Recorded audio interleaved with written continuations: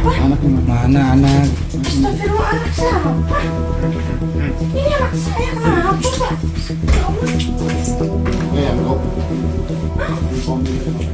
Dari Makassar.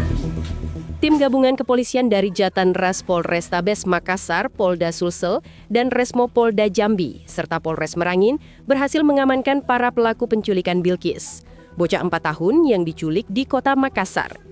Dengan segala upaya pihak kepolisian telah berhasil menemukan dan membawa kembali Bilqis ke Makassar untuk dikembalikan ke orang tuanya.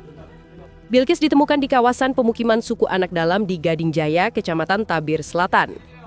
Lantas bagaimana peran dan skema para sindikat ini? Berikut yang diulas tribuntimur.com.